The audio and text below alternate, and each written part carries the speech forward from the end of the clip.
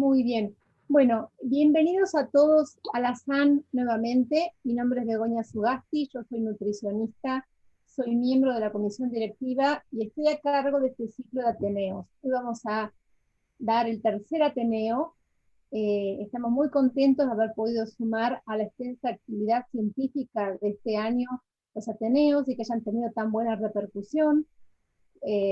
Presentamos un Ateneo de un caso de COVID, después se presentó un caso de un deportista de resistencia, y hoy tenemos un caso de un paciente con cáncer de páncreas, que fue una patología que a lo largo de todo este año y de la intensa actividad científica no se había tocado todavía el tema. Y bueno, me pone muy orgullosa y agradezco a las 4 integrantes del Ateneo. Son 4 expertas y va a ser un placer escucharlas. Quien nos va a coordinar es la doctora Pilar Quevedo. Pilar es médica graduada en la Universidad de Buenos Aires, es especialista en clínica médica, es especialista en nutrición, título otorgado por la UBA, es experta en soporte nutricional, con título de la Asociación Argentina de Nutrición Enteral y Parenteral, es jefa de trabajos prácticos de la Cátedra de Nutrición de la UBA, es médica de planta del Servicio de Nutrición del Hospital José de San Martín, es titular de la ANEP y coordina en nuestra sociedad el grupo de trabajo de soporte nutricional y forma parte del grupo de trabajo de cirugía bariátrica. Bueno, Pili, dejo a tu cargo la coordinación. Un placer. Gracias nuevamente por estar. Bueno, hola a todos. Bienvenidos a la Sociedad Argentina de Nutrición. Para mí es un enormísimo placer formar parte de este ciclo de Ateneos que es nuevo, que es reciente, y la verdad nos permite congeniar situaciones clínicas con pacientes complejos. Este ciclo que inició hace ya 3 meses y da un espacio de discusión clínica no solo con los miembros titulares de la Sociedad Argentina de Nutrición, sino con invitados expertos que traen su experiencia, su expertise y la mayor evidencia científica disponible. Así que para mí es un gran placer compartir con las disertantes de tremendo lujo que tenemos hoy. Yo voy a compartir pantalla para presentarlas y contarles un poquito la dinámica que va a ser en el Ateneo de hoy. En primer lugar les presento a la doctora Analía Pascua. La doctora es médica especialista en gastroenterología, graduada de la Universidad de Buenos Aires, es staff del Hospital Italiano de Buenos Aires. Ella pertenece al servicio de gastroenterología en la sección de vías biliares y páncreas, y forma parte del equipo multidisciplinario de enfermedades pancreáticas. También desarrolla su actividad asistencial en CEMIC en el servicio de gastroenterología. Después les voy a presentar a la doctora Marcela Carballido. Marcela es médica especialista en oncología clínica, se dedica al tratamiento de pacientes con tumores del tracto gastrointestinal y es médica de planta en el Hospital de Referencia de Gastroenterología Carlos Bonorino Udaondo. También es integrante del Comité de Tumores Hepatobiliopancreáticos de dicho hospital. Ambas son autoras de la última publicación que se realizó en Argentina sobre diagnóstico y terapéutica del cáncer de páncreas, así que es un gran honor para nosotros tenerlas acá. Y por último, a la licenciada Priscila Navarrete, que es quien nos va a presentar, quien nos trajo a la SAN este caso clínico y el espacio de discusión. Priscila es especialista en nutrición clínica, jefa de nutrición y alimentación en el Hospital Santa Isabel de Hungría, nutricionista en el Centro Oncológico de Integración Regional en Mendoza, es docente de la cátedra, práctica profesional en la Facultad de Ciencias de la Nutrición de la Universidad Massa, y es miembro del Comité de Docencia e Investigación del Hospital Santa Isabel de Hungría. Así que bienvenidas a las 3, les agradezco enormemente que hayan participado, que hayan aportado su experiencia en la preparación y hoy a través de la disertación. La idea con el Ateneo de hoy es abarcar estos 5 puntos. Va a comenzar la doctora Analía Pascua introduciéndonos en epidemiología y en las condiciones de riesgo de cáncer de páncreas. Posteriormente, Priscila Navarrete va a ser quien presente el caso clínico, y a través de 3 o 4 preguntas que van a generar debate posteriormente, van a enfocarse a través de cada una de sus especialidades, la doctora Marcela Carballido con el enfoque oncológico, la doctora Analía Pascua con su experiencia en el enfoque gastroenterológico y a la insuficiencia pancreática en estos pacientes, para finalizar, antes de las preguntas, con el soporte nutricional o la terapia nutricional especializada a cargo de la licenciada Priscila Navarrete. Así que, sin más, les doy la bienvenida a las disertantes, agradeciéndoles nuevamente. Dejo de compartir para que Analía comience su presentación, y bueno, si tienen preguntas, la recomendación es que las vayan escribiendo acá en el chat, así al final de cada una de las presentaciones voy sumando, y al final de todo el Ateneo damos el espacio para preguntas. Muchas gracias y bienvenida, Analía. Bueno, muchas gracias a la SAN, muchas gracias Begonia, Pilar, Priscila, un gusto conocerlas. Y gracias por la oportunidad de hablar de cáncer de páncreas en el mes elegido mundialmente para concientizar sobre esta patología.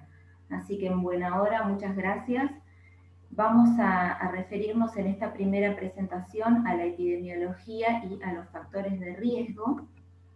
El adenocarcinoma ductal de páncreas es una de las neoplasias malignas más letales, y esto tiene que ver con que el 80-85% de los pacientes va a presentar una enfermedad avanzada en el momento del diagnóstico, y que la tasa de sobrevida a 5 años es del 9%, a pesar de algunos avances en la detección temprana y en el cambio de paradigma terapéutico que se encuentra actualmente en curso. Lo que hemos aprendido de cáncer de páncreas es que en realidad se trata de una enfermedad sistémica, no de una enfermedad local, genéticamente muy compleja y con un comportamiento biológico extremadamente particular que lo diferencia de otros tumores. Y esto tiene que ver en parte con variantes histológicas y con un estroma que tiene un rol activo tanto en la diseminación como en la respuesta al tratamiento. Esto es un gráfico que me parece compartir, me parece apropiado compartir. Es una proyección de mortalidad por cáncer, donde lo que vemos es que para el año 2030, de acá a 10 años, la mortalidad por cáncer de páncreas va a ser la segunda causa de muerte por cáncer, superada solamente por el cáncer broncopulmonar, el cual se va a mantener relativamente estable en el correr de la década. Y parte de la explicación de esta proyección de mortalidad tiene que ver precisamente con cómo se espera que evolucionen algunos de sus principales factores de riesgo. En cuanto al escenario en el que ocurre el cáncer de páncreas, en el 90% de los casos va a ser un tumor esporádico, sin ningún tipo de antecedente en la familia, pero hay un 10% de pacientes en los cuales vamos a encontrar o bien un síndrome de cáncer de páncreas familiar, que vamos a definir más adelante, o bien predisposición genética a través de otros genes, como el gen del síndrome de Peutz-Jeghers o del síndrome mola-melanoma, mutaciones del BRCA, síndrome de Lynch y otros síndromes genéticos específicos que, además de ocasionar tumores pancreáticos, ocasionan tumores en muchos de los casos, principalmente tumores en otros órganos. Bien, entonces, ¿cuáles son los individuos en riesgo? La realidad es que hay muchos factores de riesgo vinculados al cáncer de páncreas, pero estos son los 5 que uno no debe perder de vista: la obesidad, la diabetes, el consumo crónico de tabaco, la pancreatitis crónica y la historia familiar de cáncer de páncreas. Estos son los 5 factores fuertemente vinculados. Con respecto a la obesidad, bueno, ustedes conocen mejor que nosotros que la obesidad condiciona un estado proinflamatorio sistémico y que está asociado al aumento del riesgo de múltiples neoplasias, no solamente digestivas, y el cáncer de páncreas no va a escapar a esta situación. Y en cuanto a lo proyectado en lo que es prevalencia, esto es en población americana, es que haya un aumento de acá a los próximos 10 años del 33% en la prevalencia de obesidad y de un 130% de aquí al 2030 en la prevalencia de obesidad severa, definida como un BMI mayor o igual a 40. De la misma forma, está proyectado un aumento en la prevalencia de diabetes. Esto se planteó ya en el año 2000 y hasta 2030 también, así que es parte de lo que nos va a pasar en la próxima década. La prevalencia de diabetes va a aumentar en absolutamente todas las regiones geográficas en el mundo. Las barras rojas son los niveles en el año 2000, las barras azules en el año 2030, y vemos que en América Latina, la región América Latina y Caribe va a tener un aumento en todo este periodo del 148%, superando el aumento esperado para la región Estados Unidos más Canadá, y también superando a la región europea. La relación entre la obesidad, la diabetes y el cáncer de páncreas es extremadamente compleja y cada vez se conoce más sobre este vínculo, que no es tan lineal. De hecho no es para nada lineal. La obesidad, como dijimos, es causa de cáncer de páncreas de manera directa o mediante la vía de la diabetes. La diabetes puede ser o bien un factor de riesgo para el cáncer de páncreas, y en un subgrupo de pacientes puede ser la primera manifestación de un cáncer de páncreas. La realidad es que uno no puede ir a pesquisar cáncer de páncreas en todos los pacientes a quienes se les diagnostica diabetes, porque es una población extremadamente grande, pero hay que tener cierta alarma con algunas situaciones puntuales. Es decir, si el diagnóstico de diabetes se hace en un paciente mayor a 70 años, o ese diagnóstico ocurre en el contexto de pérdida de peso, o en un paciente que no tiene absolutamente ningún otro criterio para síndrome metabólico, ese subgrupo de pacientes parece ser en el que hay que ir a pesquisar un probable cáncer de páncreas. El tabaquismo es un factor de riesgo claro para esta neoplasia. Lo que les estoy señalando en el esquema son las células blanco del tabaco, o de las sustancias oncogénicas del tabaco, que son la célula acinar, responsable justamente de la producción de enzimas pancreáticas, y las células estrelladas, que son células residentes del páncreas, encargadas principalmente de la fibrosis pancreática, que ocurre, por ejemplo, en la pancreatitis crónica. Estos serían entonces los blancos del tabaco. El tabaquismo es el factor de riesgo ambiental independiente más importante en el mundo para esta neoplasia. El riesgo relativo es de 2, es decir, comparado con la población general, los pacientes que fuman tienen 2 veces más riesgo comparados con los no fumadores, por supuesto. El riesgo aumenta con la cantidad de cigarrillos diarios y con la duración del hábito, y el riesgo puede persistir durante al menos 10 años después del cese del consumo. Hay algunos estudios incluso que indican que un paciente debe dejar de fumar 20 años para igualar el riesgo del no fumador.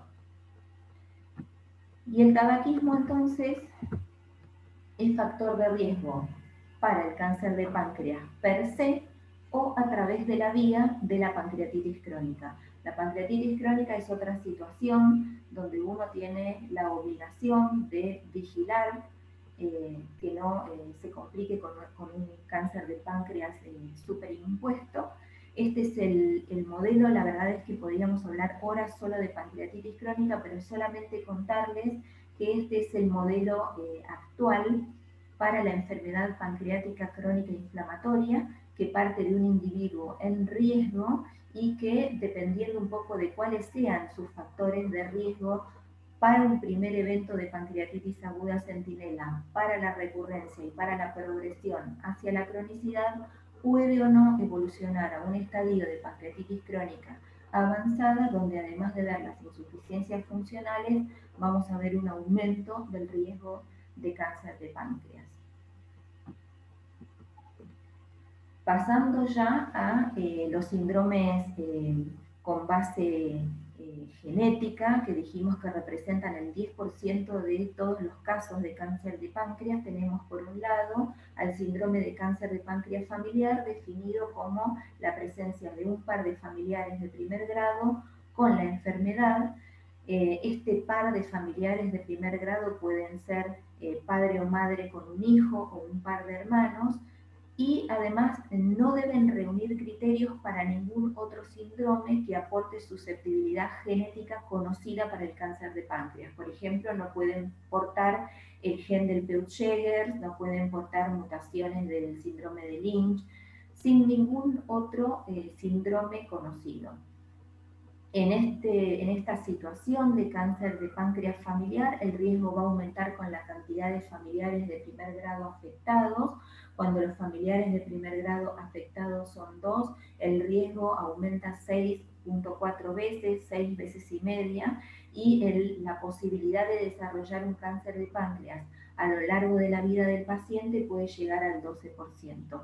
Cambia significativamente cuando la cantidad de familiares de primer grado afectados son 3, ahí el riesgo aumenta 32 veces y el riesgo de tener cáncer de páncreas a lo largo de la vida va a ser del 40%.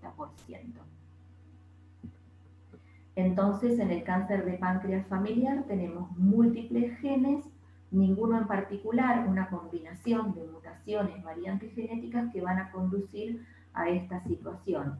Distinto a lo que sucede en síndromes específicos, solamente puse el Peutz-Jeghers a manera de ejemplo, donde vamos a ver aumento del riesgo de cáncer de páncreas, pero básicamente aumento del riesgo de tumores en otras localizaciones, no solamente digestivas, sino extradigestivas, como pueden ser la mama o el endometrio.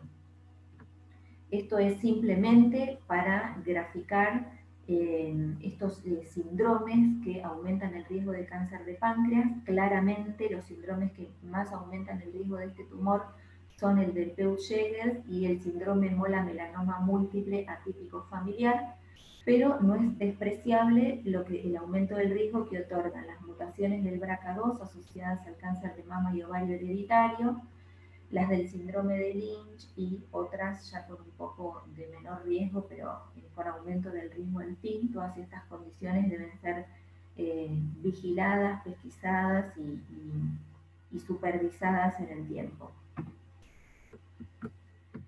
Para finalizar con la introducción a los factores de riesgo, nombrarles algunas situaciones clínicas que son de alarma en la práctica cotidiana, donde uno lo que hace es intentar llegar lo más temprano posible a ese diagnóstico, entendiendo que el pronóstico puede modificarse. Como ya nombramos previamente, la diabetes diagnosticada en adultos mayores y o sin otras condiciones relacionadas con el síndrome metabólico es para tener en cuenta. Otra situación de alarma es la del paciente diabético, ya conocido, que cambió su patrón de respuesta a su tratamiento habitual. La pancreatitis aguda o recurrente sin causa definida, esto es muy importante, no hay que ponerle tan fácilmente el mote de pancreatitis idiopática a una pancreatitis que en realidad no fue profundamente estudiada. Se ha visto que en pacientes adultos el riesgo de desarrollar o el riesgo de que se le diagnostique un cáncer de páncreas en los 2 años siguientes a un evento de pancreatitis cuya causa no quedó claramente definida es realmente significativo. La enfermedad tromboembólica, especialmente en pacientes que no tienen otros factores de riesgo para eventos trombóticos, y el síndrome depresivo de reciente presentación. Por supuesto, no en todas las situaciones clínicas donde veamos esto va a haber un cáncer de páncreas oculto, pero como es una neoplasia con el pronóstico que ya nombramos, cada vez se identifican más situaciones donde podría ser y a esto apuntamos, a estar atentos para tratar de llegar lo antes posible. Muchas gracias. Muchas gracias, Analía, muy clara la presentación. También me han llegado un par de preguntas, ahora me voy a fijar, o Begoña a través de YouTube también si hay preguntas. A continuación va a seguir Priscila Navarrete, quien nos va a presentar el caso clínico, y yo después ya les transmito las preguntas con respecto a cada una de las presentaciones. Así que Priscila, si querés compartir tu pantalla. Sí, bueno, buenas tardes a todos. En primer lugar, ¿me escuchan bien? Sí, perfecto. En primer lugar, quiero agradecer la invitación y bueno, vamos a dar comienzo a la presentación del caso clínico.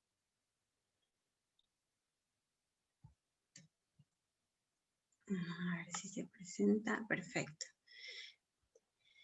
Bueno, el caso clínico que vamos a presentar es una paciente de sexo femenino de 61 años, cuyos antecedentes son tabaquismo actual, y en abril de 2019 se presenta con ictericia, náuseas, distensión abdominal y prurito. En ese momento, esta paciente se interna para iniciar sus estudios. En mayo del mismo año se realiza una colangioresonancia de abdomen y se observa una dilatación de la vía biliar, compatible con una imagen expansiva que se atribuye a un proceso neoproliferativo en cuello de páncreas de medida 34 por 20 milímetros que se contacta con la vena mesentérica superior, afectando menos del 20% de la circunferencia.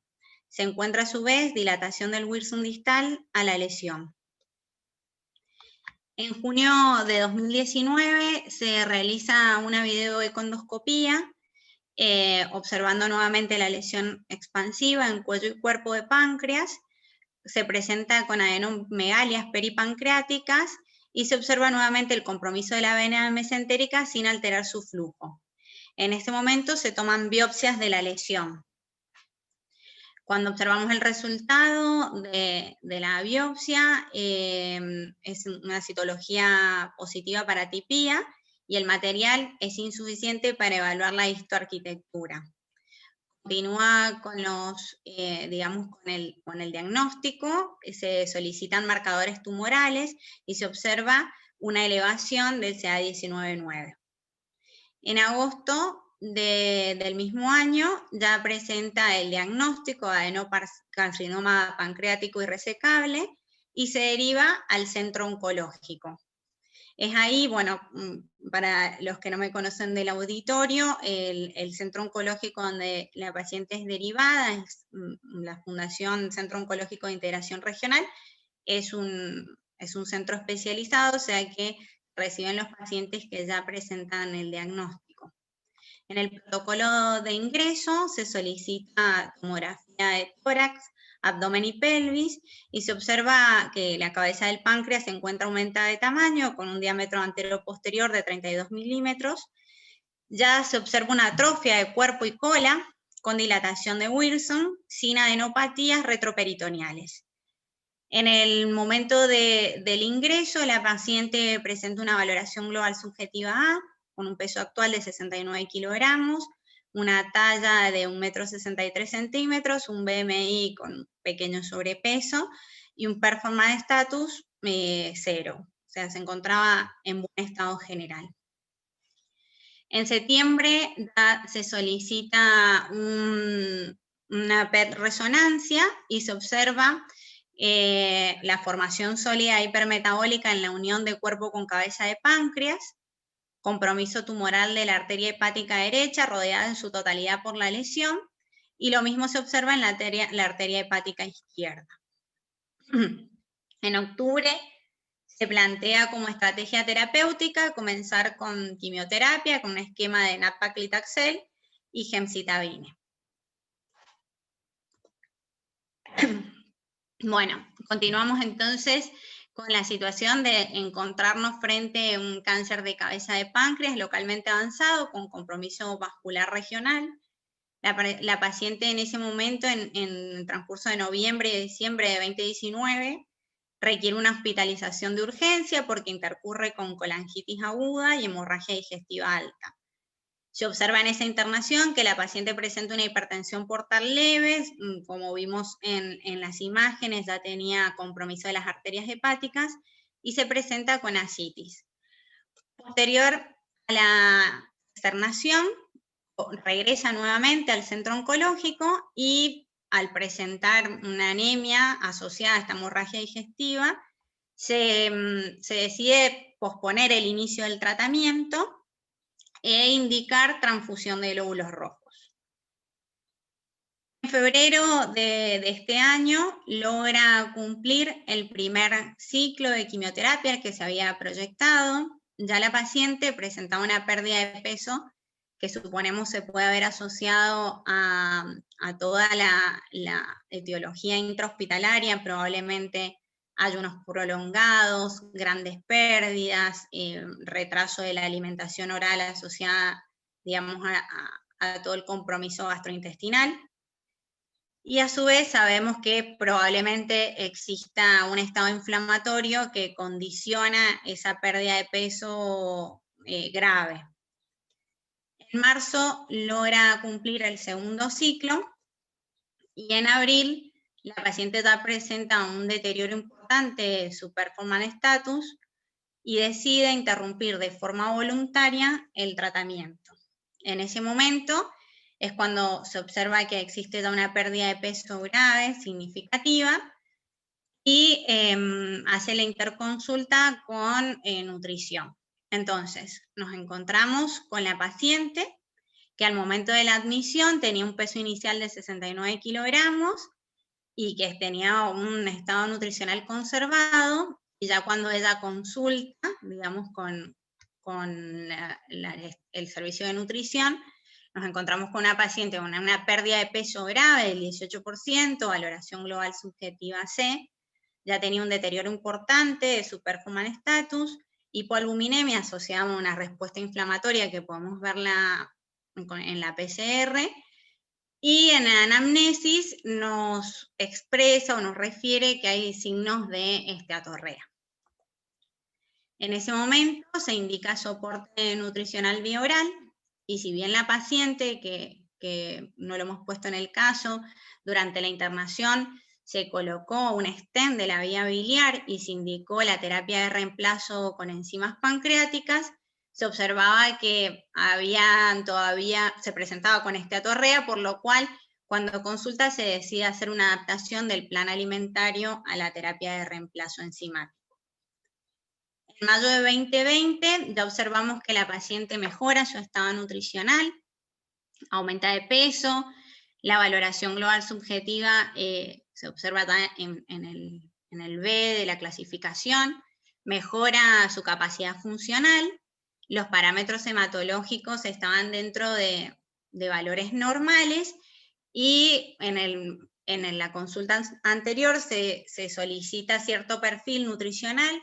Entre ese perfil incluimos la vitamina D, todo lo demás estaba normal, pero existía un déficit franco de vitamina D3, por lo cual se indica suplemento. En junio de 2020, la paciente ya presentó una buena ingesta vía oral, logra realizar sus actividades de la vida diaria y tiene buena adherencia al tratamiento nutricional y a la terapia de reemplazo enzimático. En julio del mismo año, la paciente ya casi que ha retomado sus parámetros nutricionales, tiene buena ingesta vía oral y con buen apetito, por lo cual se decide reducir la dosis de soporte y mantener la terapia de reemplazo enzimático. Bueno, bárbaro con el caso clínico. Deja, si querés, te pido, Priscila Sastres, eso. Muchísimas gracias, la verdad que surgen un montón de preguntas con respecto a la implementación de la terapéutica nutricional y oncoespecífica y de reemplazo enzimático con enzimas pancreáticas, así que las dejo para el final. Y la idea con lo que vos presentaste, que habían surgido como interrogantes, o por lo menos que habían surgido en el grupo de trabajo de soporte, es, la primera va a estar destinado al enfoque que va a hacer la doctora Carballido, que es cuando se considera, aplicando este caso, un cáncer de páncreas irresecable, y sobre qué parámetros, sobre qué criterios se basa la elección terapéutica, cuándo decidir quimio y cuándo decidir cirugía, en qué se basa el timing terapéutico. La siguiente discusión, que va a estar probablemente desarrollada, si querés pasar la segunda, por favor, por la doctora Analía Pascua, es esta malabsorción que presenta el paciente casi un año posterior al comienzo de los síntomas, más o menos 10 meses, de síntomas claros de esteatorrea o malabsorción de grasas. ¿Cuán frecuente es la asociación de cáncer de páncreas con insuficiencia pancreática exócrina? Y desde el enfoque nutricional y desde el enfoque gastroenterológico, ¿qué se prioriza? Si se ajusta el plan de alimentación a esta disfunción gastrointestinal, y volvemos a las viejas guías de dieta hipograsa y que el paciente adecue, o se optimiza el plan de alimentación y con la terapia de reemplazo enzimático pancreático le damos una, digamos, con el Creon le damos una buena calidad nutricional. Y cuándo iniciar, cuál es el timing para el inicio, o cuándo la sugieren los especialistas en gastroenterología. Y la tercera discusión, así ya comienzan después las presentaciones, ¿qué método de valoración nutricional se utiliza, o hay alguno que esté más validado para este tipo de neoplasias? Y el punto sería, ¿cuándo síndrome caquexia-anorexia por cáncer de páncreas? Que uno ve el deterioro muchas veces mayor en este tipo de patología oncológica con respecto a algunas otras, y que bueno, que en esta paciente al principio, a priori uno diría que al soporte nutricional especializado tuvo una buena respuesta y recuperó ese VGS tan deteriorado C a un B y un posterior A en un corto periodo de tiempo. Entonces, con estas tres discusiones les dejo paso a los disertantes. Va a comenzar la doctora Marcela Carballido para hablar del enfoque oncológico de esta patología.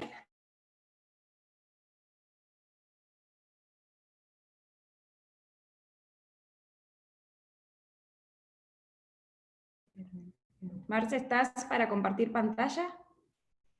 Estás muteada, eso seguro.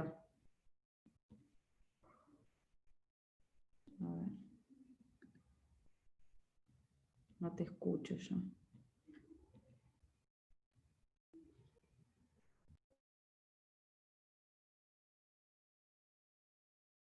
Ahí está. Sí, perdón, ¿ahora me escuchan? Ahora sí, ahora sí. Ahora sí. Ahí está. Era como que me faltaba que me des el... Bueno, buenas tardes a todos. Gracias, Pilar. Gracias, Begoña, por haberme invitado. La verdad es que los oncólogos somos medio densos a veces con la charla. La idea es aplicarla un poco a lo que ustedes me pidieron, ¿no? Entonces, bueno, esto ya lo habló un poco la doctora Analía Pascua. ¿No me ven? No, no estoy viendo, te veo a vos, pero no estoy viendo tu pantalla. Dice empezado. A ver, espera que pongo de nuevo.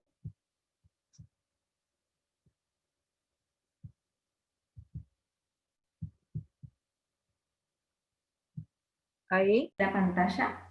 Perfecto. Bueno, entonces en esta parte del Ateneo vamos a referirnos a algunos conceptos generales sobre la insuficiencia exocrina en este escenario que es muy particular. Para comenzar, brevemente, sabemos que la pérdida de peso en cáncer de páncreas es algo muy frecuente, muy prevalente, y lo vamos a encontrar en el 90% de los pacientes en el momento del diagnóstico. Y esta pérdida de peso no va a ocurrir solamente como una manifestación de insuficiencia pancreática exocrina, sino que va a tener que ver con factores generales, otros específicos del cáncer de páncreas, factores psico-oncológicos y factores relacionados con los tratamientos. Dentro de los factores generales que vemos no solamente en cáncer de páncreas, es algo bastante común a muchas neoplasias, el efecto Warburg, caracterizado por un balance nitrogenado negativo y una depresión de depósitos grasos, y el estado proinflamatorio sistémico con la pérdida energética, el hipercatabolismo que ocasiona, que ya mencionamos previamente. Dentro de los factores específicos del cáncer de páncreas, las alteraciones del gusto y el olfato, que van a terminar limitando la ingesta. En un subgrupo de pacientes, no en todos, el síndrome anorexia-caquexia, mediado por múltiples sustancias, dentro de las cuales tal vez el polipéptido amiloide insular sea uno de los principales mediadores, o amilina, dependiendo un poco del origen de la literatura, y la insuficiencia pancreática exocrina. Dentro de los psico-oncológicos, la presencia de dolor, muchas veces muy difícil de tratar, la depresión vinculada a este tumor particular, y los factores relacionados con los tratamientos, como son los que ocasionan los esquemas quimioterápicos. Dependiendo del esquema seleccionado, vamos a ver más uno u otro efecto secundario digestivo, y en el caso de que el paciente sea quirúrgico, no es el caso del paciente del Ateneo, pero tendríamos que sumarle a la insuficiencia pancreática exocrina postquirúrgica. Como concepto, la insuficiencia exocrina es la imposibilidad de mantener un proceso digestivo normal debido a uno o más de uno de los siguientes factores: o una insuficiente secreción enzimática, una inadecuada activación, una degradación temprana y o una ineficiente interacción enzimas-nutrientes. Esto último va a ocurrir fundamentalmente en los escenarios postquirúrgicos como la DPC, donde va a haber una sincronía entre el vaciamiento gástrico de los nutrientes y la secreción biliopancreática estimulada. Con respecto a la sintomatología, básicamente va a ser la esteatorrea, pero también hay síntomas más tempranos e inespecíficos como el dolor abdominal, la distensión, el meteorismo, y en estadios ya más avanzados de insuficiencia exocrina, los cuadros derivados de los déficits específicos de las vitaminas, sobre todo liposolubles. Lo importante es que uno sepa que no tiene que basar el diagnóstico de insuficiencia pancreática solamente en la presencia de síntomas, porque no hay una correlación lineal entre la sintomatología y la presencia de maldigestión. Los síntomas, como vimos, son inespecíficos. La esteatorrea suele ser tardía, porque hasta que la función pancreática no cayó por debajo del 10% puede no manifestarse, y además puede no manifestarse porque muchos pacientes se dan cuenta que comiendo grasa tienen más esteatorrea y dejan de consumirla. Hacen algo que en realidad no deberían hacer.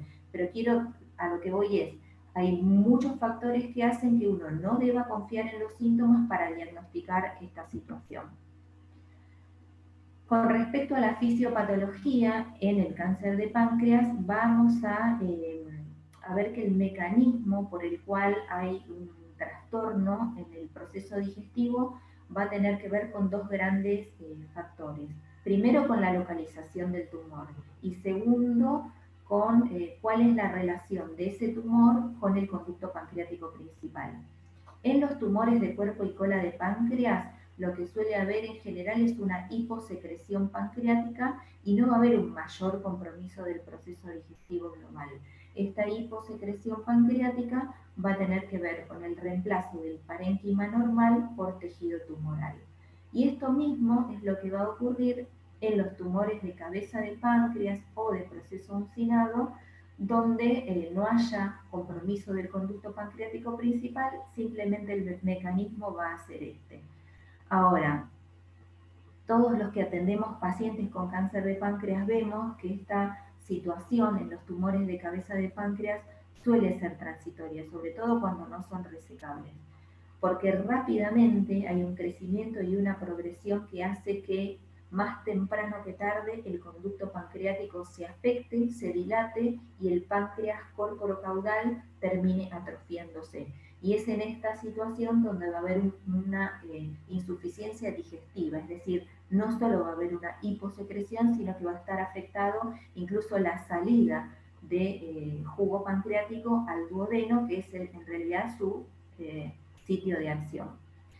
Y esta rápida progresión de una situación de no compromiso del conducto a una situación de dilatación con atrofia secundaria ocurre muy rápidamente. Y esto es muy importante a la hora de decidir en qué momento yo tengo que pensar en insuficiencia exocrina e iniciar tratamiento. En este estudio es pivotal en el estudio de la insuficiencia exocrina en este escenario del cáncer de páncreas, se vio que la prevalencia de insuficiencia exocrina en el momento del diagnóstico era del 66%, y cuando terminaba el seguimiento de esos pacientes, que es un seguimiento corto, sabemos de qué patología estamos hablando, en este caso la mediana fue de 2 meses, la prevalencia de insuficiencia exocrina trepó al 92%. Acá vemos que en poco tiempo hay una progresión que hace que veamos estos valores de prevalencia en cuestión de meses. Con respecto a qué pacientes debemos testear o no testear, o si hay algún grupo de pacientes a quienes debamos suplementar sin hacer ningún test previo, esto también va a tener que ver con todo lo que mencionábamos recién. En los tumores de cuerpo y cola de páncreas, lo que está recomendado es testear, porque la insuficiencia pancreática puede ser de alrededor del 30%, es decir, es bastante menor que lo que solemos ver en tumores cefálicos. Entonces está recomendado testear. El test de elección es la determinación de elastasa en materia fecal, que es un test que está relativamente disponible, no es algo tan desgastante para el paciente, solamente necesita entregar una muestra única de materia fecal no acuosa sin ningún tipo de dieta previa, así que es algo que podemos hacer rápidamente. El esteatocrito basal es una opción, y los parámetros bioquímicos que sugieran malnutrición también son una herramienta válida. Esto mismo cabe para los tumores cefálicos o de uncinado que no afecten el conducto pancreático, pero cuando ya llegamos a esta situación, no hay ninguna necesidad de hacer un test previo. Ese paciente necesita tratamiento de reemplazo urgente, porque no tiene parénquima remanente con capacidad secretoria, ese conducto táctico y ocupado no va a permitir el flujo normal hacia el duodeno. Entonces, en este escenario, así como en el escenario de la DPC, va a estar recomendado el inicio de terapia de reemplazo sin ningún test previo. Solamente por mencionarlo, cuando hablamos de parámetros bioquímicos, hay muchos estudios, la mayoría provenientes de la unidad de Santiago de Compostela, que es un grupo que ha estudiado mucho a la insuficiencia pancreática desde hace décadas. Los parámetros bioquímicos más recomendados son las vitaminas liposolubles, el magnesio, zinc, la albúmina y la prealbúmina. Parámetro más, parámetro menos, en general es esto lo recomendado. Nunca pueden faltar vitaminas liposolubles, y se trata de que no sean vitamina D, porque la hipovitaminosis D es algo muy prevalente y tal vez no sea el que más nos ayude. Entonces, esto es para resumir el escenario del paciente del caso clínico. Es un paciente con un cáncer de páncreas no resecable. Nos ubicamos acá, un tumor no resecable de cabeza pancreática. La prevalencia esperada de insuficiencia pancreática exocrina en esta paciente es del 85%, y no hay ninguna necesidad de hacer un test antes de indicar el tratamiento de reemplazo con enzimas pancreáticas. ¿Cuáles son los fundamentos del tratamiento con enzimas pancreáticas? Bueno, en general, todos los fundamentos terapéuticos tienen sus primeras bases en la fisiología.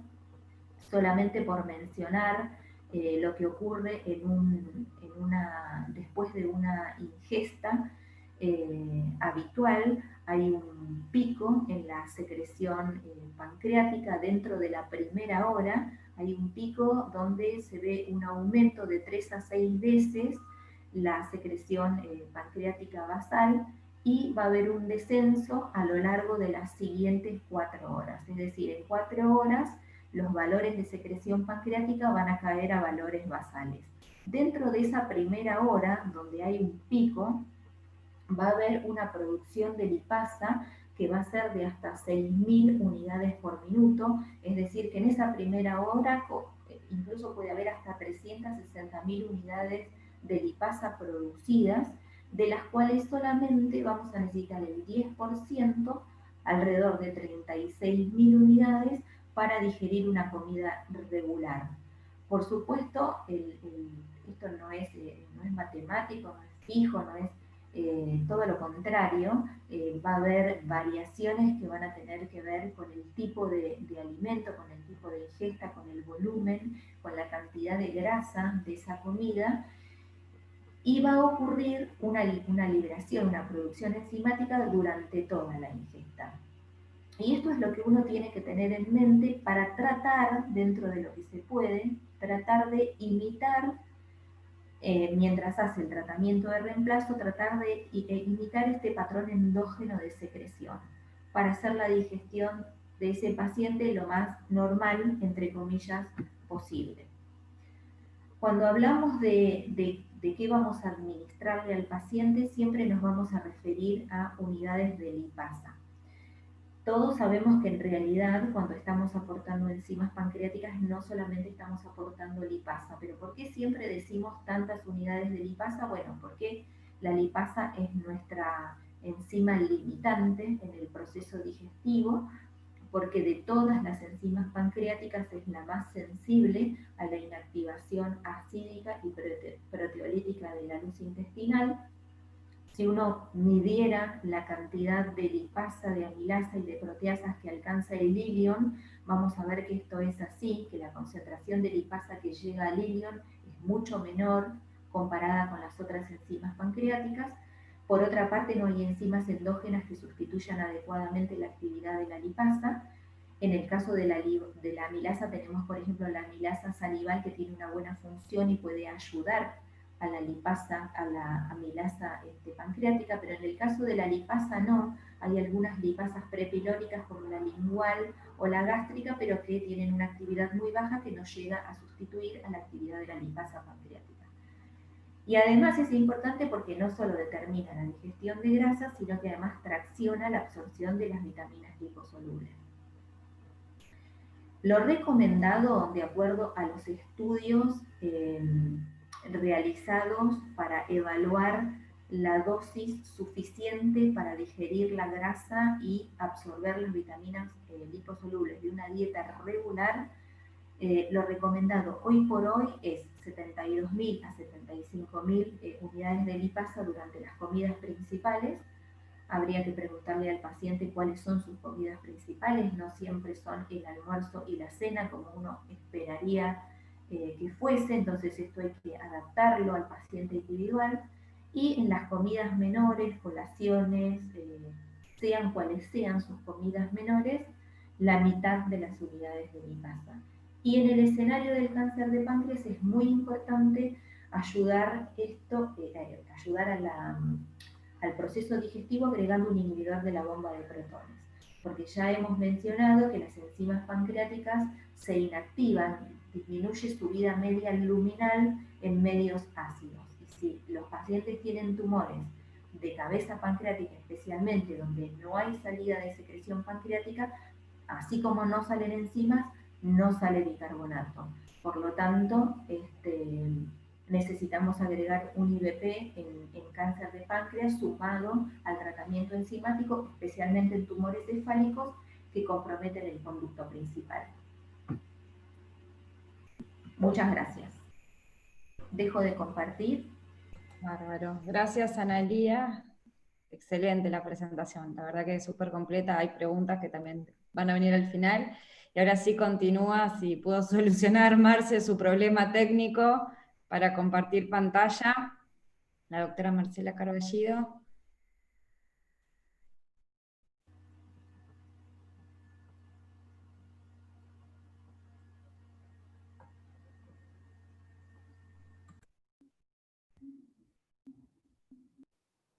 Sí, ahí se ve. Bueno, mil disculpas por todo esto. Bueno, muchas gracias nuevamente. Un poco, ¿no? Las preguntas que iban a mí es cómo se estadifica, cuándo es irresecable, cuándo quimio versus cirugía. Esto es un poco lo que ya habló Analía, ¿no? La epidemiología del cáncer de páncreas, que si bien ocupa el 12º lugar en incidencia en el mundo, constituye la séptima causa de mortalidad asociada a cáncer, aunque en realidad se espera, y también lo presentó Analía, que para 2030, ¿no? En el 2020 es como que ya está subiendo y alcanzando y ascendiendo, y en el 2030 pasa a ser la segunda causa de muerte asociada a cáncer. Y la verdad que el cáncer de pulmón está avanzando mucho, a pesar de que es una enfermedad mucho más prevalente, y uno dice si en algún punto, en algún momento no va a llegar a ser la primera si no avanzamos en las estrategias terapéuticas.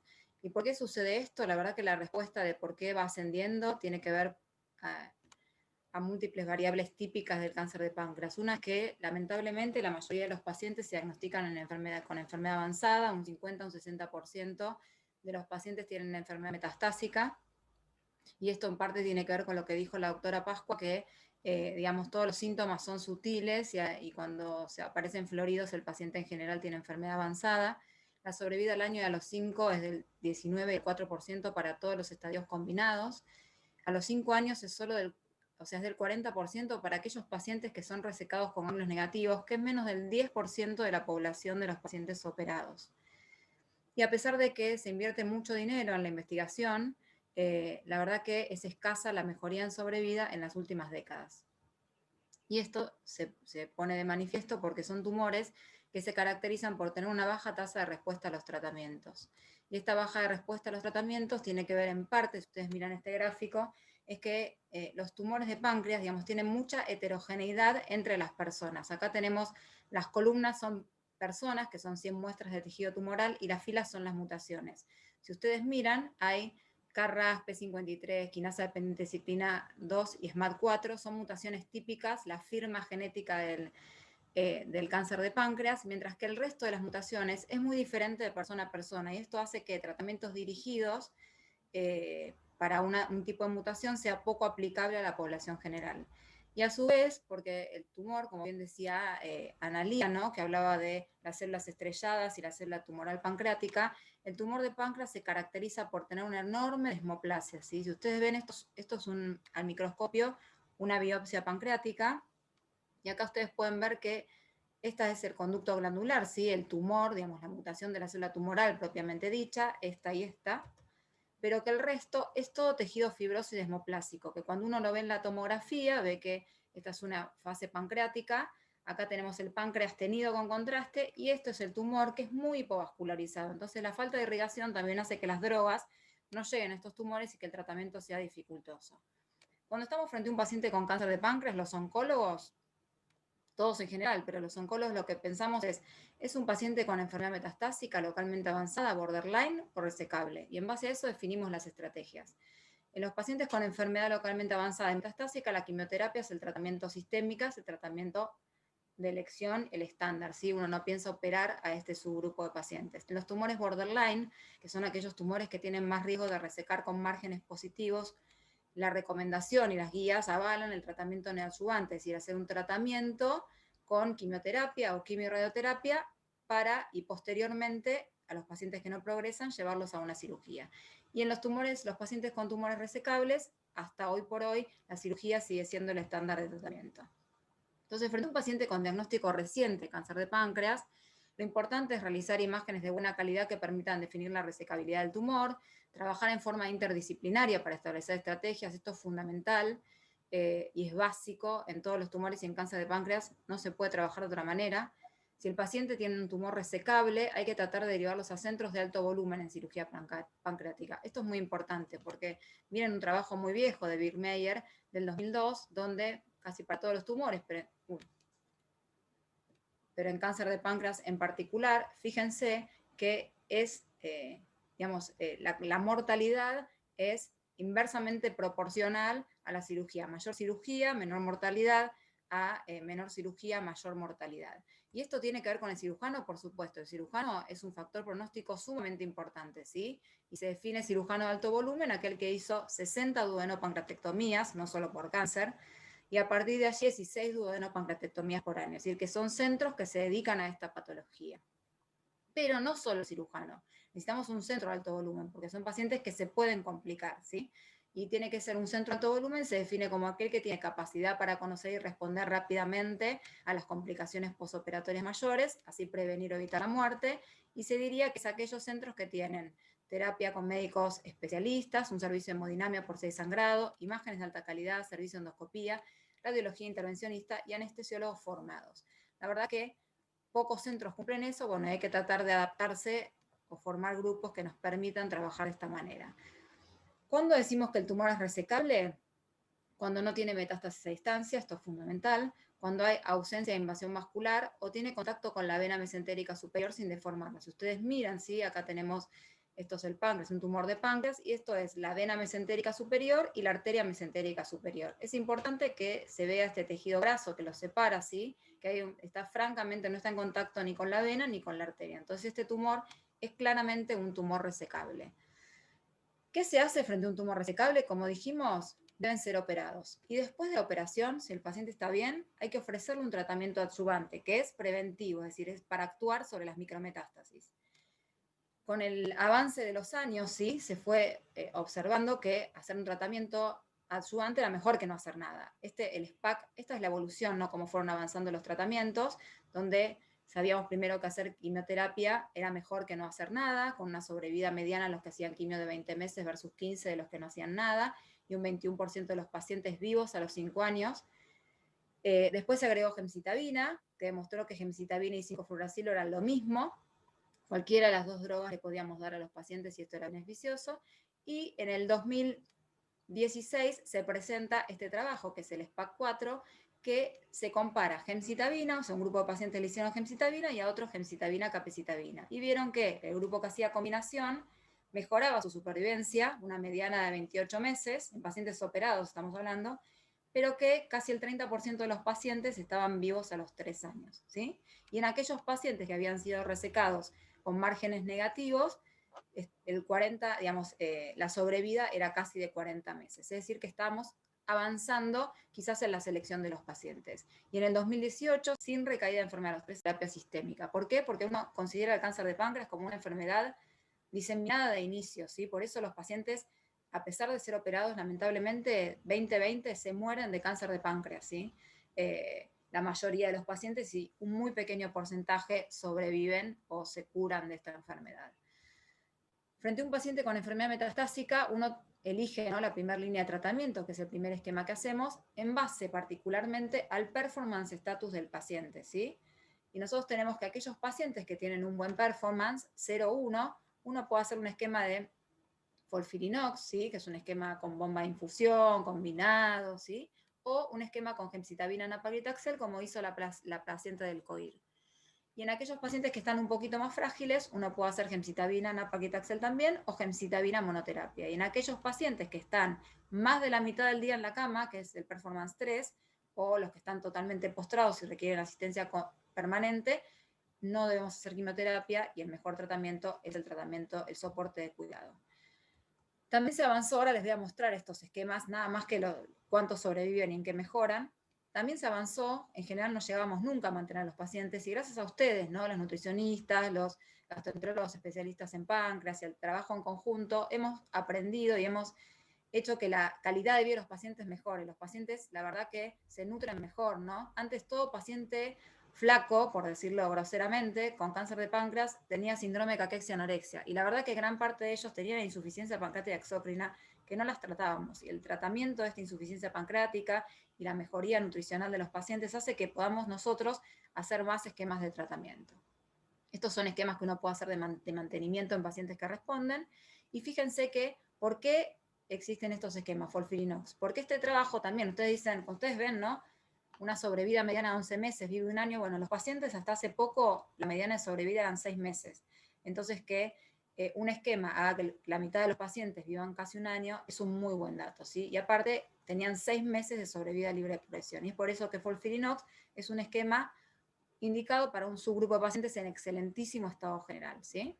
Y el GEMNAB demostró una sobrevida mediana de 8 meses versus 6.7, este era más una población general, con pacientes no con tan buen performance, y también duplicó la sobrevida libre de oclusión. Y por eso que son los dos esquemas estándares de tratamiento en esta población.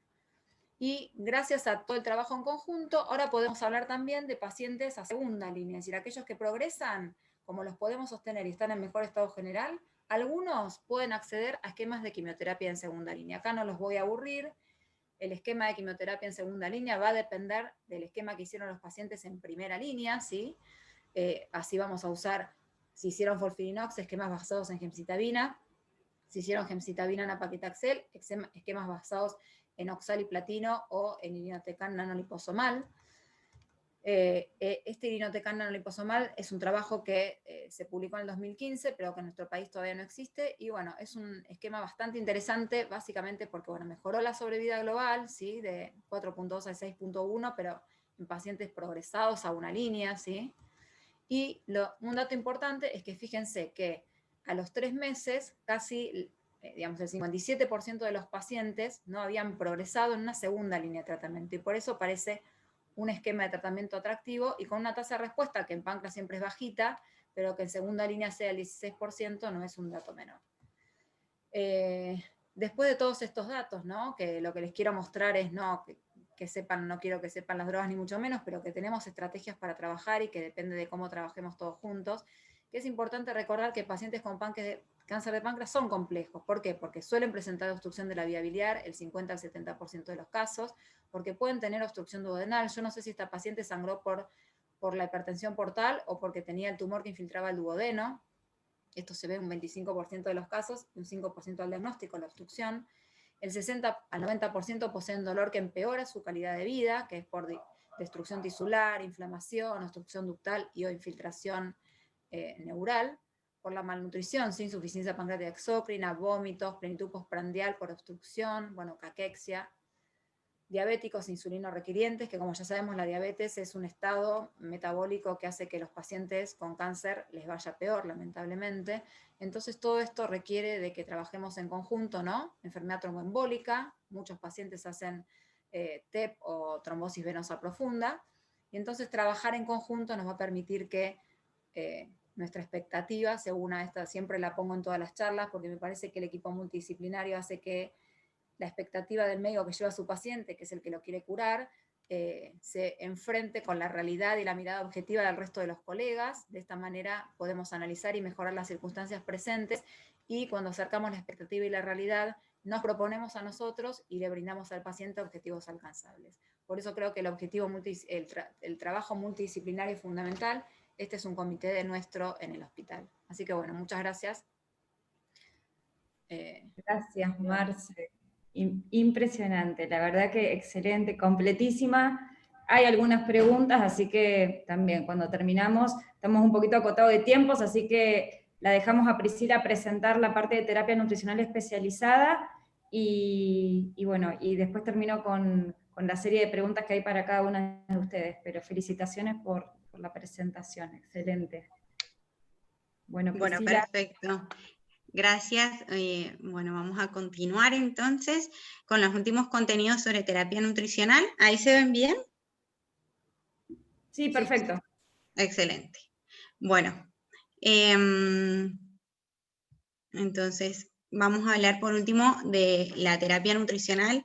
Es real que creo que todas hemos tratado de acotar la presentación, digamos, con respecto al caso, ¿no? Porque hay varios temas para hablar sobre la terapia nutricional de la cirugía o no cirugía, pero vamos a hablar específicamente de la terapia nutricional en las lesiones irresecables, como la paciente. El estado nutricional en pacientes con CA de páncreas está bastante, digamos, reportado. Sabemos que el mayor número de pacientes padece dolor abdominal, anorexia, saciedad precoz, náuseas, vómitos, diarrea, estreñimiento, esteatorrea, como lo veníamos hablando. Más del 80% de los pacientes sufren algún grado de pérdida de peso en el momento del diagnóstico y rápidamente desarrollan caquexia grave. Por tanto, el apoyo nutricional temprano es fundamental. Bien. En esta presentación no quería dejar de incluir este estudio, que también es un estudio muy importante, publicado en 2015 por la Journal of Oncology, en la cual se trató de clasificar a los pacientes en subgrupos de poblaciones de riesgo de acuerdo a la pérdida de peso y el índice de masa corporal. Es un estudio bastante grande que incluyó pacientes canadienses y europeos con un N de 8.160 y se registraron el índice de masa corporal y el porcentaje de pérdida de peso. Y se observó a los pacientes de forma prospectiva hasta la muerte. Los datos se introdujeron en un análisis multivariable y, bueno, se controlaron otros factores que podían estar asociados al pronóstico, pero se examinaron las relaciones entre el IMC y el porcentaje de pérdida de peso con la supervivencia general para desarrollar un sistema de clasificación.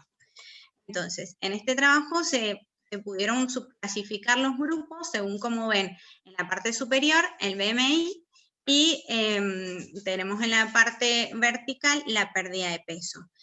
Vemos que subclasifica y el grupo 4 es el que tiene, a pesar de que el BMI pueda estar dentro del rango normal, una pérdida de peso más grave.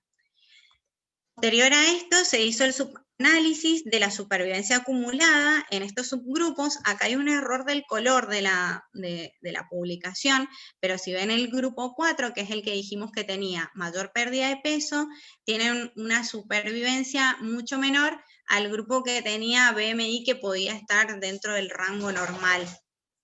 Entonces, podemos ver el impacto y la importancia pronóstica independiente de otros factores que tiene la pérdida de peso.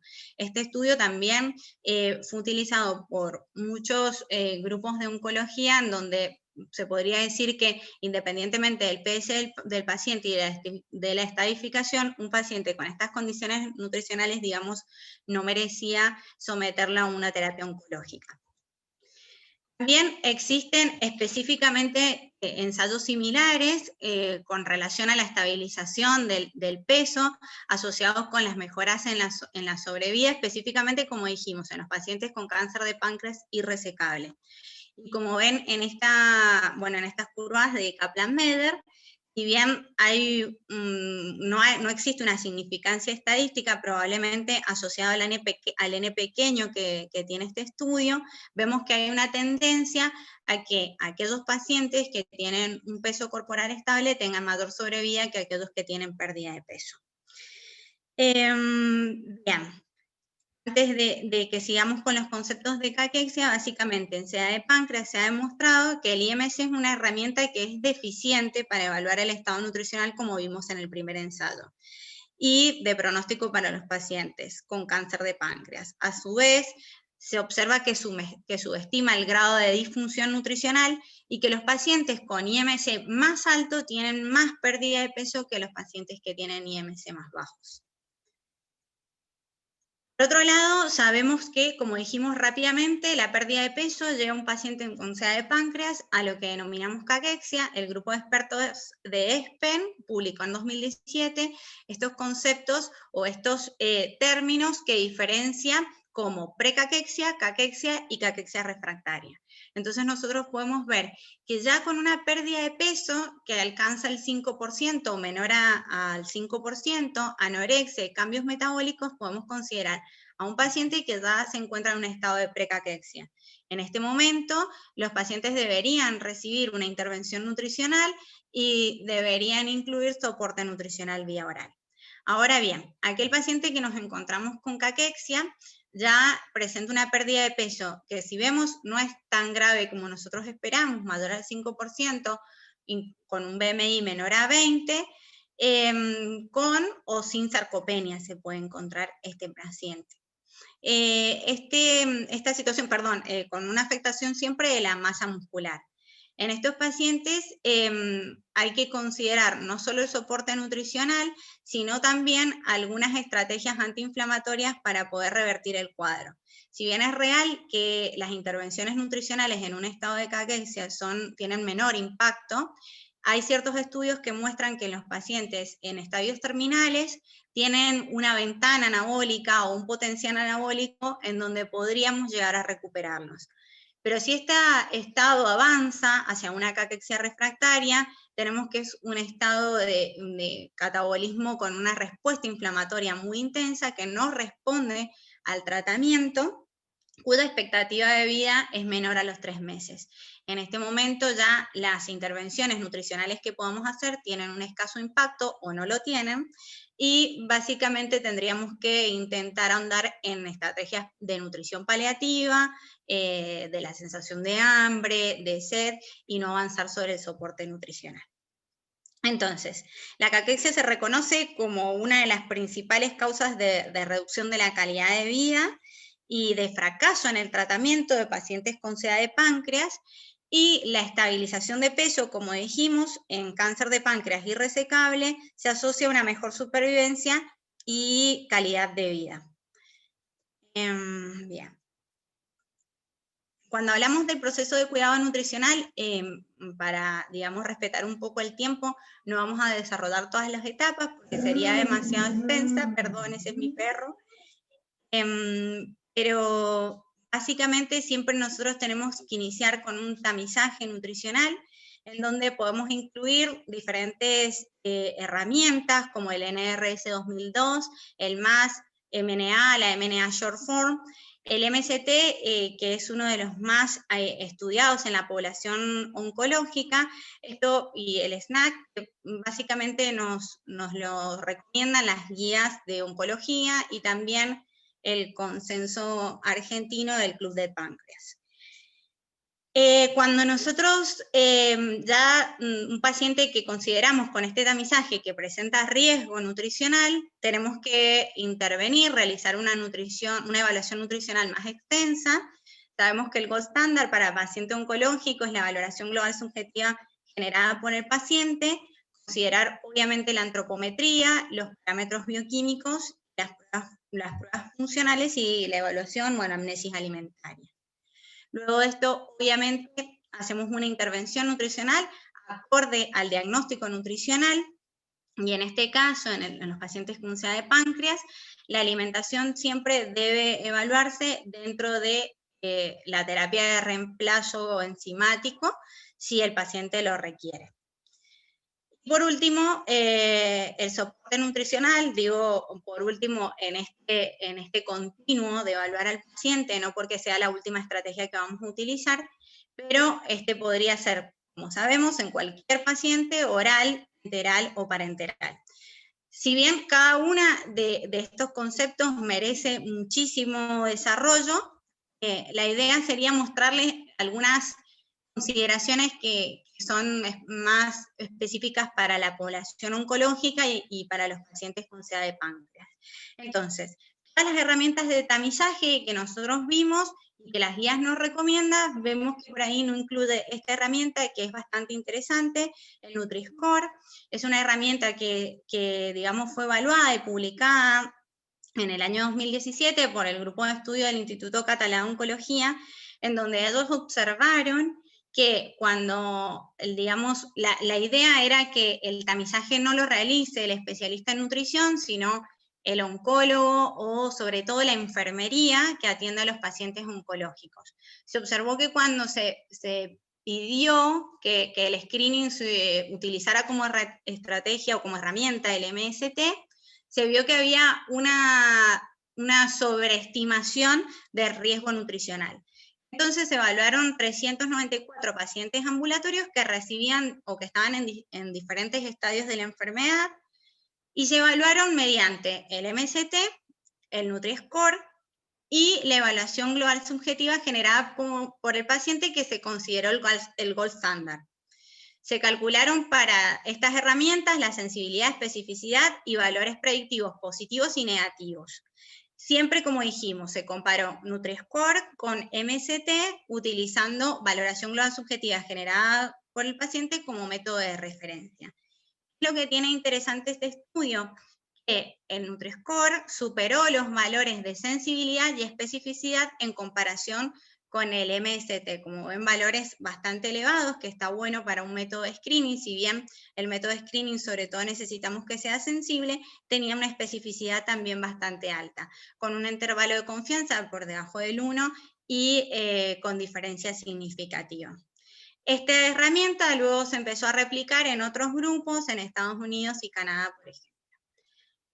Como ven, básicamente las primeras preguntas son muy similares a las que se presentan en el MST, pero la diferencia es que incluye la localización y el tratamiento que recibe el paciente. Para un valor mayor o igual a 5, el paciente se considera en riesgo y debe ser derivado con el especialista. Ahora bien, si avanzamos sobre lo que dijimos, el proceso de cuidado nutricional, tenemos que considerar esto que hablamos de la evaluación nutricional. Y yo siempre me planteo esto, que es algo que creo que en nutrición deberíamos empezar a trabajar con más firmeza, que es el punto flaco el que tenemos. Pienso que un paciente se puede presentar frente a nosotros con, por ejemplo, diferentes índices de masa corporal. Como ven al lado izquierdo de la pantalla, vemos que el paciente puede tener distintos estados nutricionales valorados por el BMI, pero nos cuesta conocer qué existe debajo de ese peso corporal o de ese estado nutricional general que podemos ver con las evaluaciones nutricionales ordinales o las que podemos utilizar diariamente. Básicamente, en este punto nos encontramos que nosotros podemos tener un paciente con un BMI que es bajo, por debajo de lo que se considera el rango normal, y nosotros obviamente decimos que es un paciente que tiene malnutrición o que está en riesgo. Pero este mismo paciente, si nosotros lo evaluáramos en su composición corporal, nos podemos encontrar que ese paciente tiene un adecuado estado de la composición corporal, sobre todo el componente magro, masa muscular, o que se puede encontrar a su vez asociado con sarcopenia. Y en este punto estamos hablando de un paciente en presencia de caquexia, que como dijimos tiene una implicancia que es mayor sobre la supervivencia. Ahora bien, este grupo de pacientes está dentro del normopeso, se podría decir, digamos el escalón que sigue. Este paciente nosotros nos podemos encontrar en el mejor de los casos que tenga normopeso y que no se encuentre deteriorada su masa muscular, pero también podemos encontrarnos con un paciente que tiene normopeso pero que presenta sarcopenia.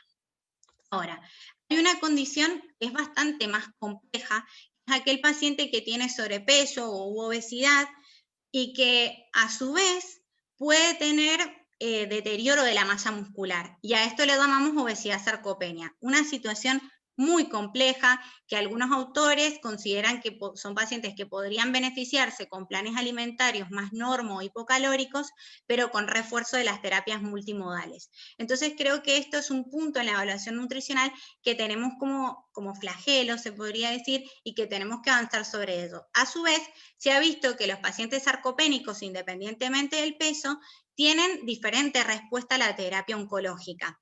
Hay algunos autores que postulan que los fármacos tienen diferente distribución sobre el componente graso y el componente magro, con lo cual sería muy importante que nosotros podamos evaluar esta situación.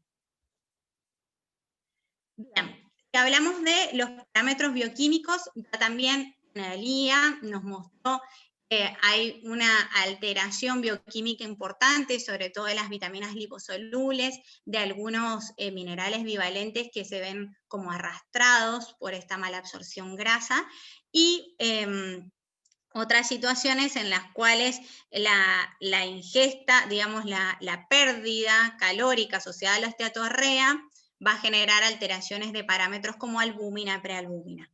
Pero también es interesante algo que por ahí vemos que podría servir en pacientes oncológicos, que es lo que llamamos índice o puntuación de pronóstico de Glasgow, en donde se ha demostrado, digamos que es una relación que existe entre la albúmina y la PCR, es decir, un poco evaluar el estado de inflamación que puede tener ese paciente.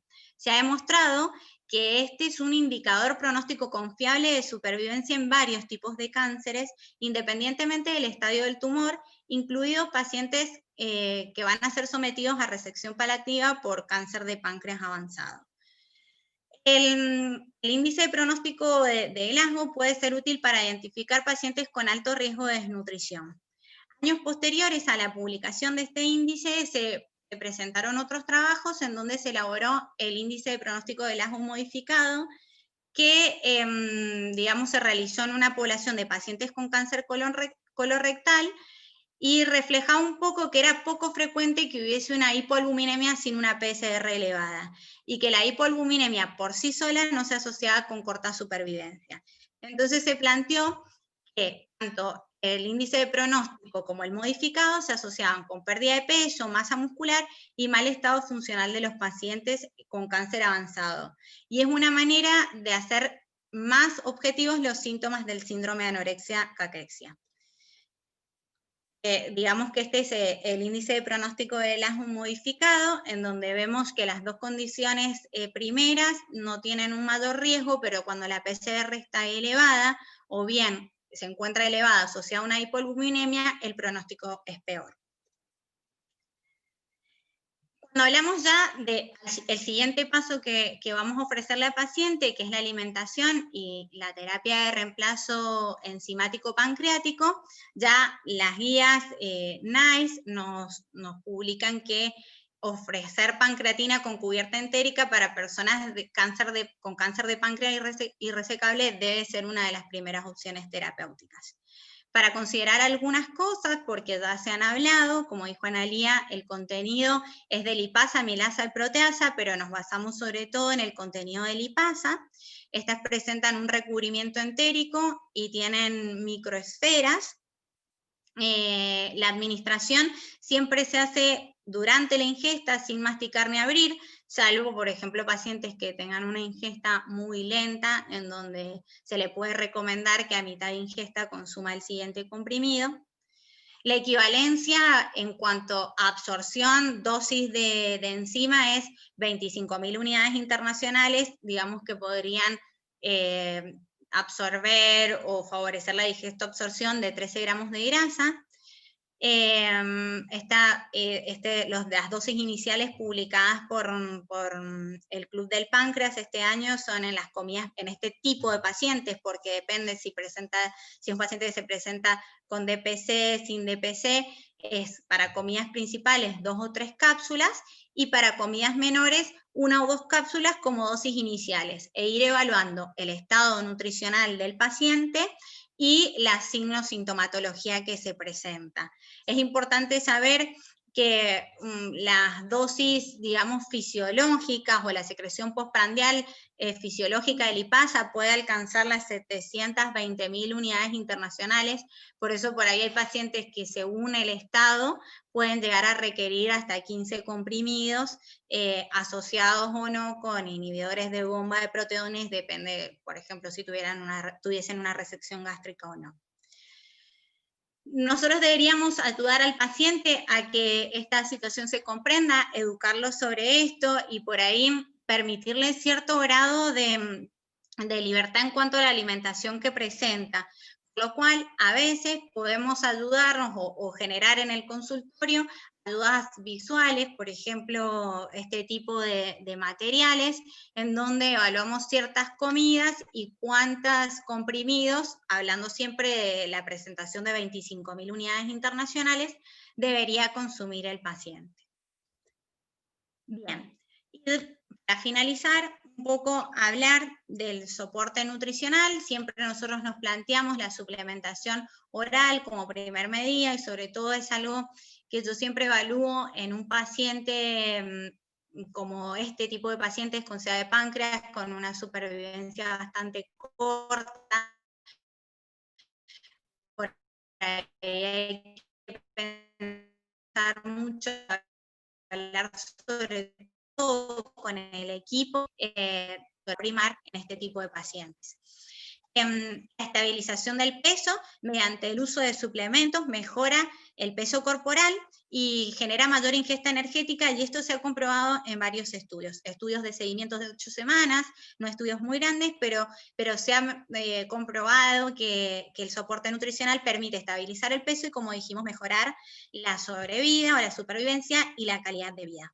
El uso de omega 3 en suplementos se ha evaluado también la guía NICE de diagnóstico y manejo de pacientes con SEA de páncreas, pacientes con SEA de páncreas irresecable, nos dice que el aceite de pescado y EPA y DHA no debería usarse como estrategia para estabilizar el peso. Es real que la calidad metodológica de los estudios es escasa y por ahí merece mayor investigación. Sí hay una cierta tendencia de que, como dijimos recién, de que lo mejore. La suplementación oral puede ser con fórmulas poliméricas distribuidas en el día, y una estrategia que puede ser interesante para este tipo de pacientes es utilizar suplementos en polvo junto con las comidas para poder, digamos, tener efectos beneficiosos o reducir la cantidad de enzimas que el paciente debe tomar. La nutrición enteral es recomendada cuando la ingesta no alcanza el 50% del requerimiento, obviamente con función intestinal. Es importante saber que en este punto la mayoría de las guías recomiendan fórmulas oligoméricas sin enzimas para mejorar el manejo y todo lo que está asociado a las medidas higiénicas y por lo tanto, digamos que es costo efectivo utilizar fórmulas oligoméricas sin enzimas. Es real que si no tenemos la posibilidad de que el paciente utilice fórmulas oligoméricas y la dilución está conservada, podemos recomendar que durante la infusión el paciente consuma las cápsulas vía oral con una fórmula polimérica al inicio, a la mitad de la infusión y al final de la misma. Y con respecto a la nutrición parenteral, en realidad las indicaciones serían las habituales. Por ahí habría un poco más para explotar sobre el punto de nutrición parenteral en un paciente sometido a cirugía pancreática.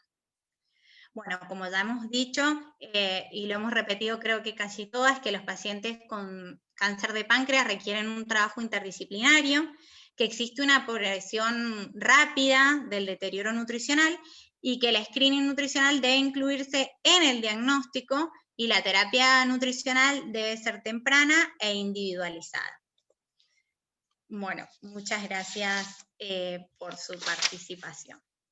Muchísimas gracias, Priscila, felicitaciones. La verdad que las 3 ponencias fueron brillantes.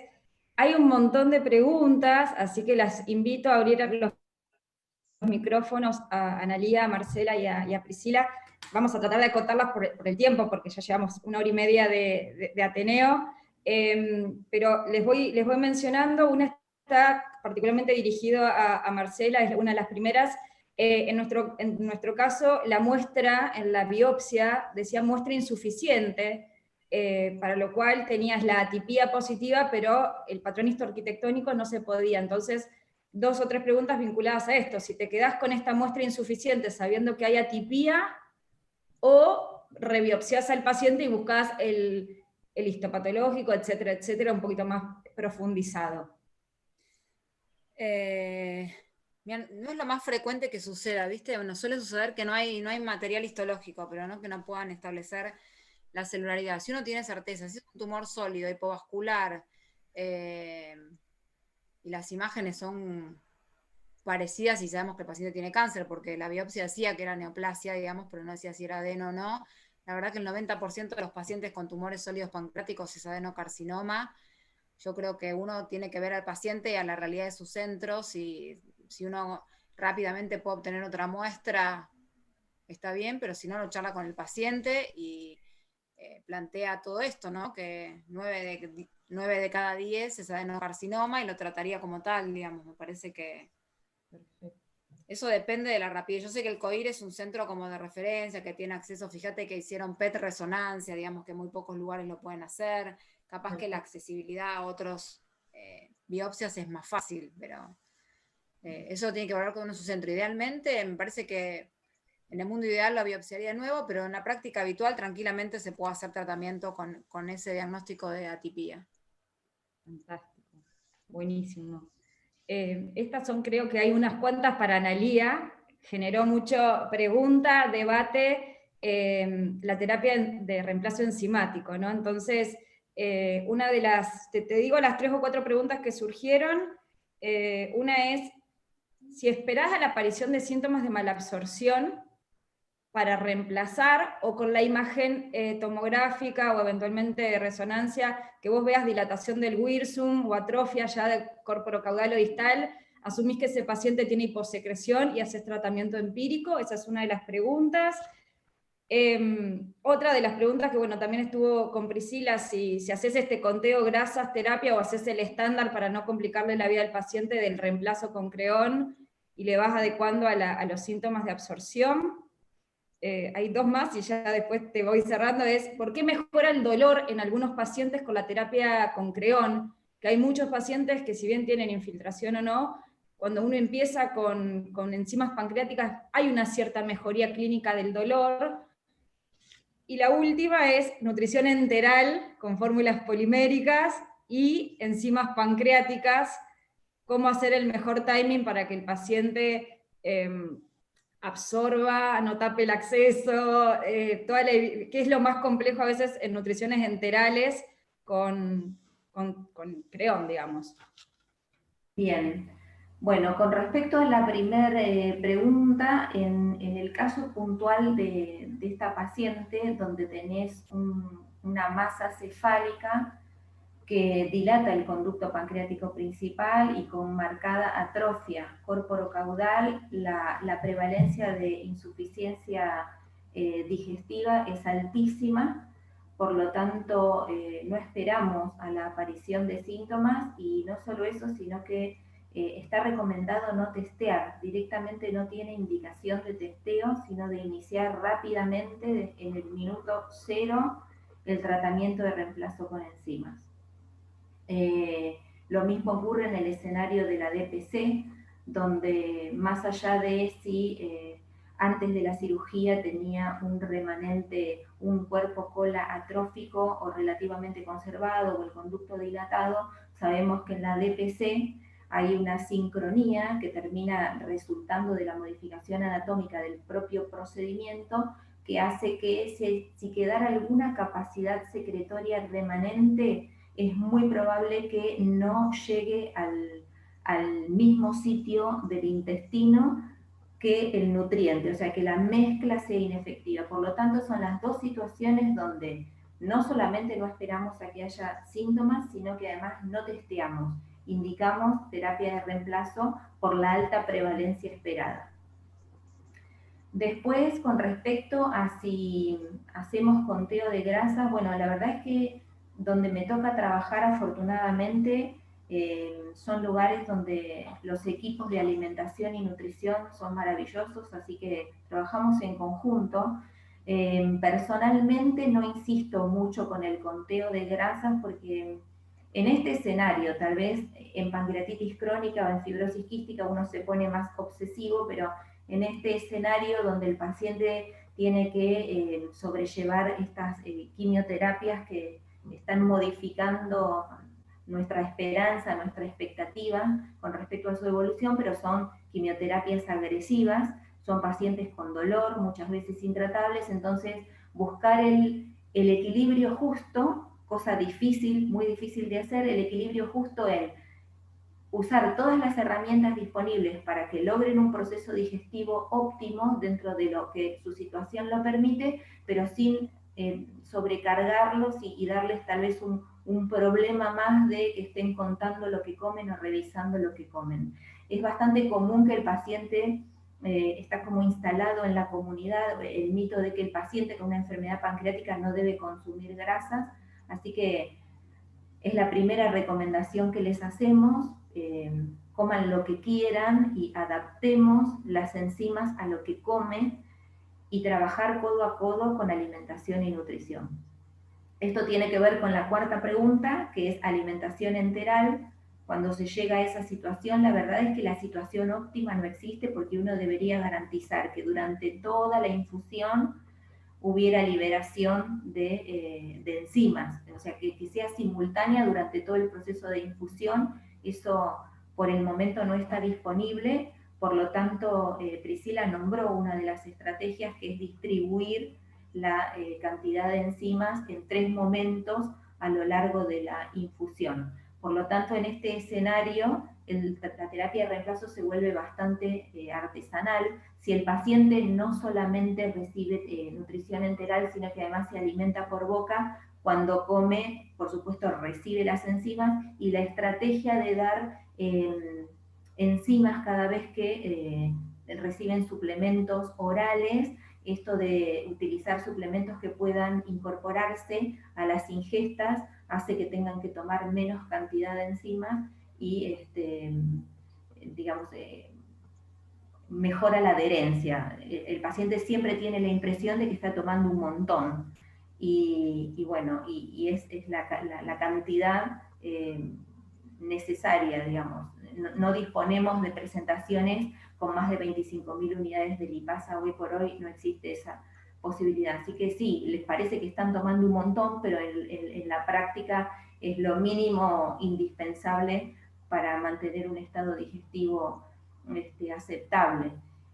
Y con respecto al dolor, hay un fundamento fisiológico teórico que tiene que ver con que si le damos enzimas pancreáticas, esto es sensado, y entonces el páncreas no se va a ver forzado a liberar enzimas hacia la luz duodenal, y esta no hipertensión ductal generaría una disminución del dolor. La verdad es que no es una herramienta ampliamente consensuada como una herramienta para manejar el dolor oncológico.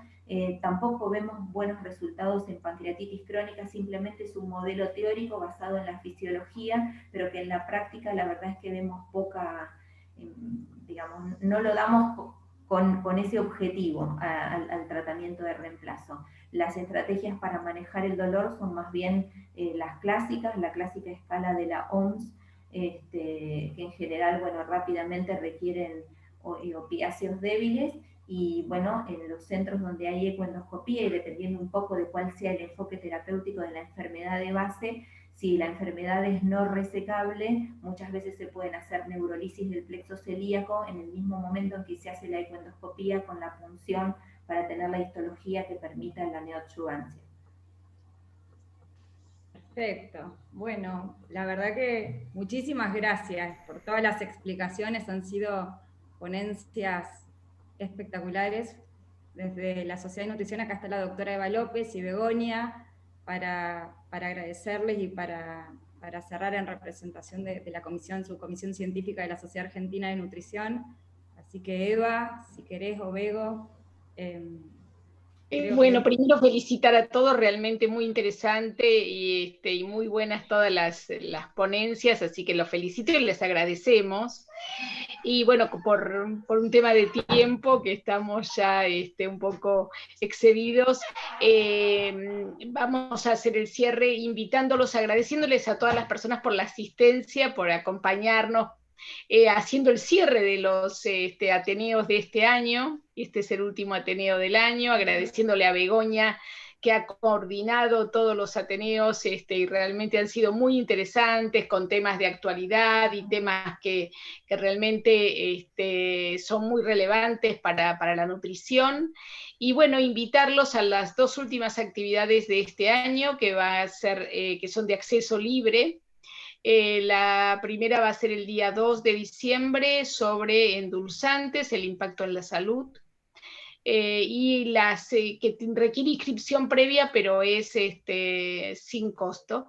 Y la segunda es una actividad de telemedicina, y donde vamos a presentar el consultorio móvil, que es una herramienta que van a tener los socios a disposición para poder pasar a tener historias clínicas y turnos virtuales.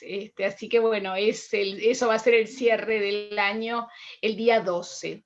Así que bueno, agradecerles a todos, a Pilar por la coordinación, a Begoña, no sé si quiere decir algo Begoña, y saludarlos a todos y agradecerles por su presencia. Gracias a los disertantes nuevamente. Gracias a todos. Trabajar con otras disciplinas, otras especialidades, y quedó demostrado la importancia del equipo interdisciplinario en todo esto. Así que muchas gracias, chicas. Gracias a ustedes. Gracias por la invitación. Gracias. Chao, nos vemos. Bueno, hasta pronto, los seguimos, síganos acompañando y gracias por la presencia.